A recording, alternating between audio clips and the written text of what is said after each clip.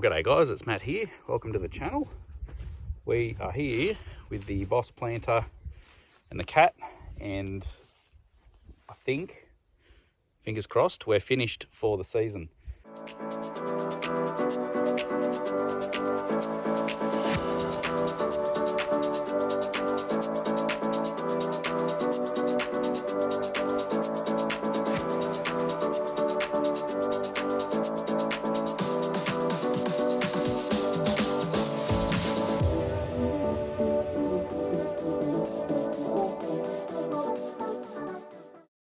So to sum up the planting season, basically I was just very drawn out, and yeah, it just took ages. It basically felt like months and months, but it was only probably a bit over 2 months. But it just, with the rain, and then you've got to wait for it to dry enough, and then you'd only get a couple of days in, you'd get more rain.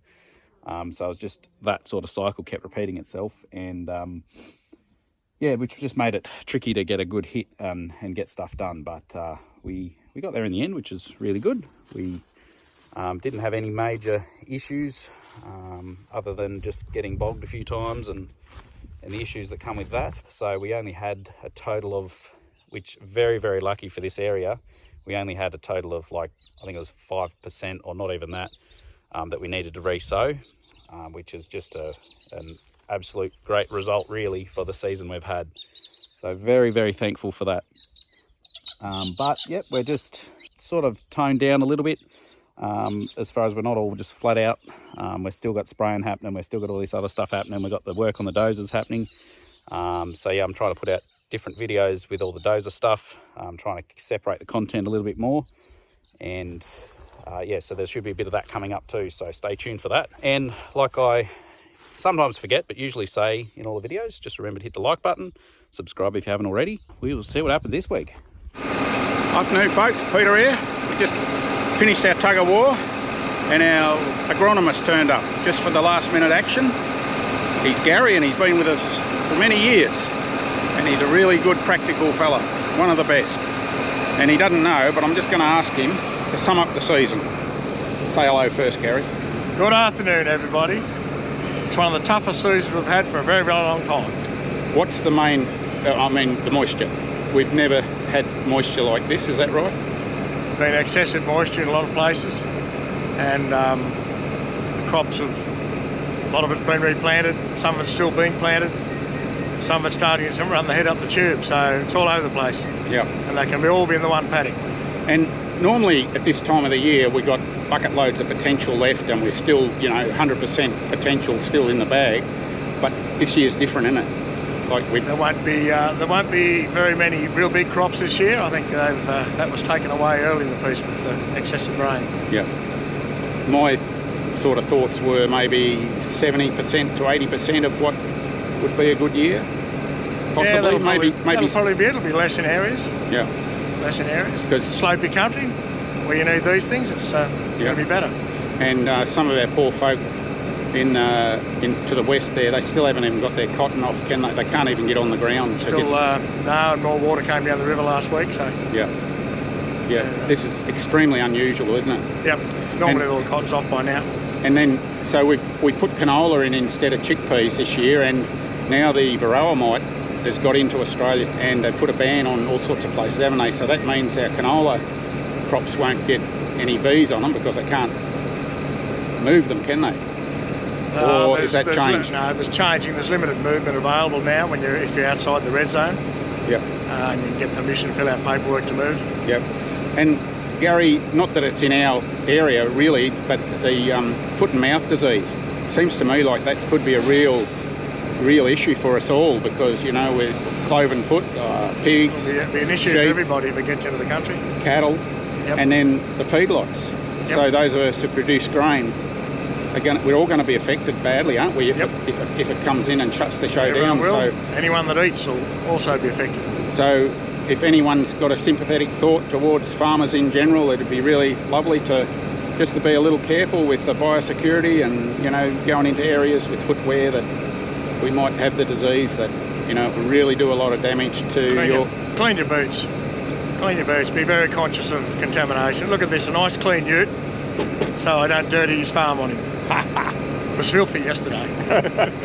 Yeah, so any other little pertinent points that you would... No, I think it's just going to be a long, drawn out season. Yeah, but we're so fortunate, aren't we? Oh, very lucky, very lucky. Look, the people further south that are just excessively wet and lost crops. Yeah, I was down in central New South Wales last week. Oh, there's still so many crops that haven't even got in the ground. Yep.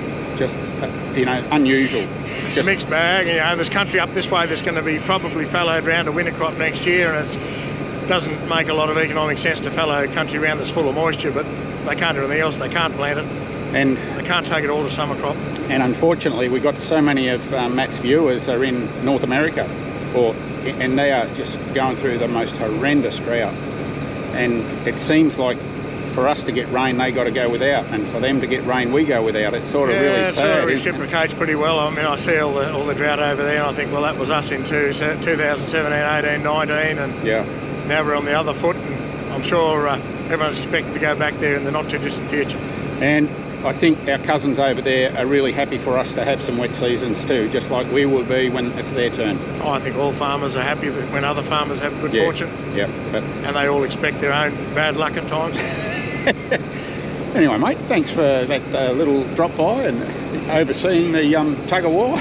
Thanks, Pete. Well, I'm 2 weeks too early on this crop, so all right, I'll come back. Good on you. Thanks, Gary. Hooroo. Bye. Well, guys, it's another day, another beautiful day. Slight breeze, but sunny and a little bit fresh this morning, but I think it's going to warm up at least, hopefully. So, got something on my face. We've got the Deutz here. Now, we've probably had this for about three or 4 years, maybe. And we've just had some air conditioning problems. So this is the first issues we've had with the air conditioning. And it's low on gas. So I've been having a quick look around at things like, obviously, the compressor, check if there's any oil around the fittings and that, because in the air conditioning system, you've got oil that is being circulating the system in the gas. So there's quite a lot of oil that is being pumped around the whole system, and that lubes, it just gets taken up in the gas, and that lubes all the O-rings and different bits and bobs that are throughout the system. So I haven't been able to find anything down here, but I did, just for interest's sake.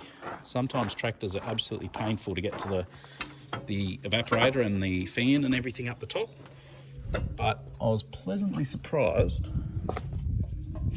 because, let me get up here, it's only 5 bolts and this little top section comes off, and I'm very hopeful that I might have found the culprit. So you can see it's a bit of oil on here, but what alerted me to it was all the way down here. It's going to be very tricky to see, I think. But you can see that red wire there, how it's got oil on it from there. So it's obviously just wicked up that wire a bit, but all in there, that's just all a bit of, is it better in the sun or not? Oh yeah, there. That's all oil. So I'll have to pull this, this is the TX valve in here. So I'll have to pull this all apart. I'll replace all the O-rings and just double check there's no other leaks anywhere, and gas it up, and hopefully that'll be good. So I've popped this off. I've actually already undone that, taken the TX valve off and replaced the 2 O-rings that go in there. But yeah, I've just got those ones off. Replace them as well. Pop that back in like so, and do it up.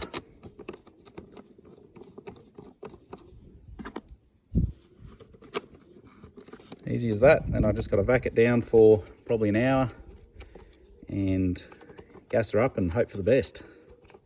Righto, well, we're all good to get it on the vac. So actually had to buy a new one of these. They're not cheap. The other one was overheating and it had a problem with the motor, so had to say goodbye to that one.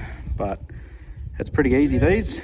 Just flicker on, turn the tap on,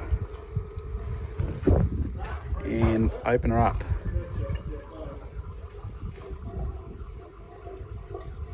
So I'll leave that for about an hour, and then I'll turn her off and see if it loses its suction, which will indicate there's a bit of a leak, but hopefully not.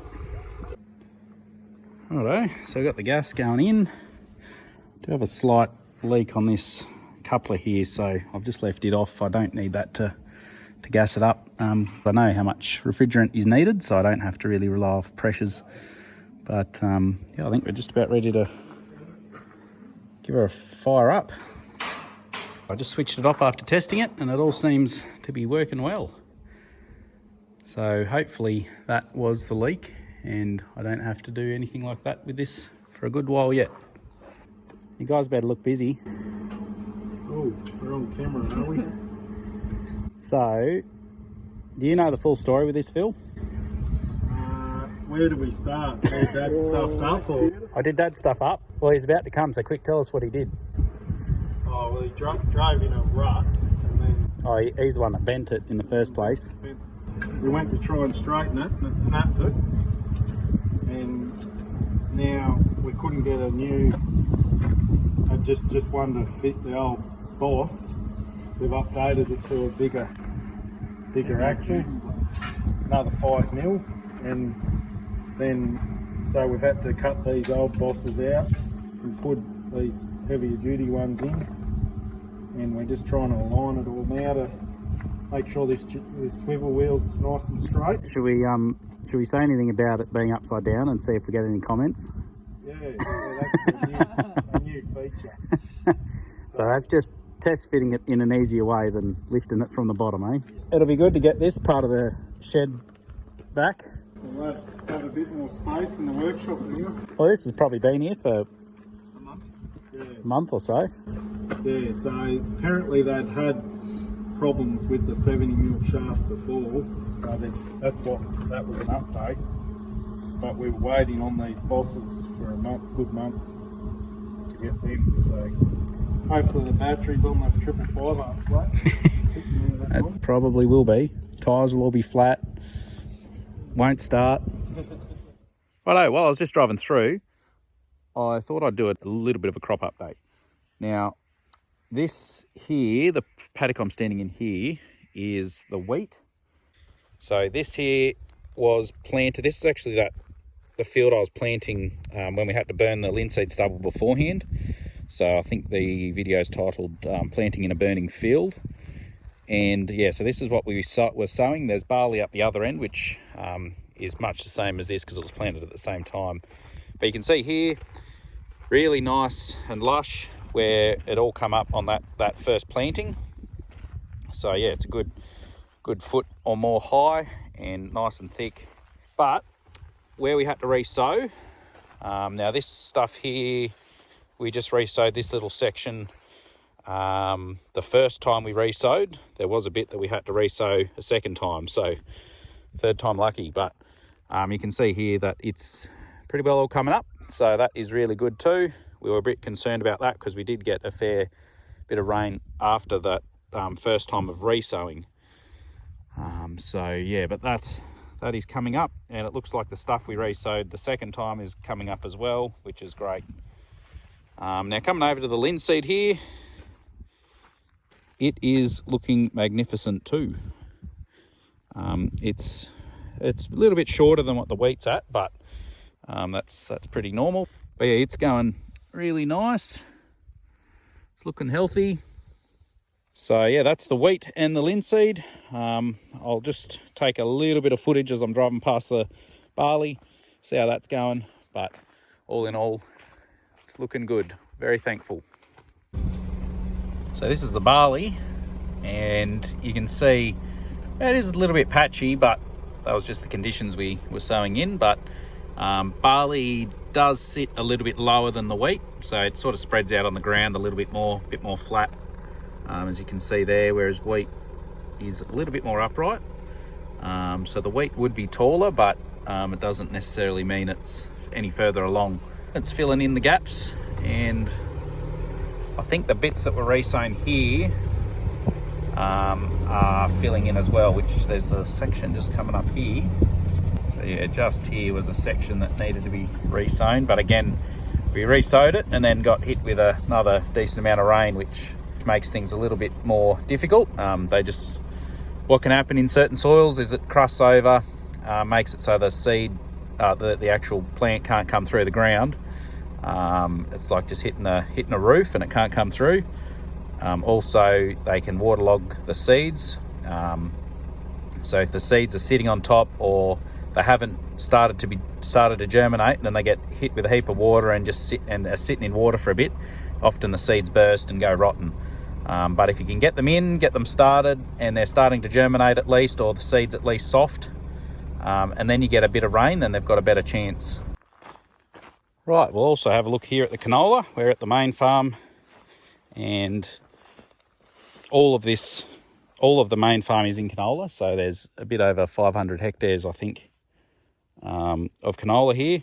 But yeah, you'll see this is very thick. We had about 2 mil of rain, I think, last night. So you can see there's a bit of water sitting in the leaves, and I'm going to get drenched if I try and walk through that. But that is very thick and looking really nice. So you'll notice, you would have noticed in a previous video, I think 2 weeks ago, when Phil was doing some spreading in the canola, he was spreading the section that we hadn't pre-applied nitrogen before he'd planted, because it was initially going to go into chickpeas, which don't need the nitrogen like canola does. So that was quite patchy and quite a bit behind, just because of that lack of nitrogen mainly. But yeah, this here is thick as anything. And you'll be able to see that there is a bit of a tinge of yellow. So there's the odd one that's starting to flower. When it's in full flower, which will still be a little bit away, but it will be just bright yellow everywhere. So that'll look pretty good. Well guys, that'll probably be it for this video. We'll catch you in the next one.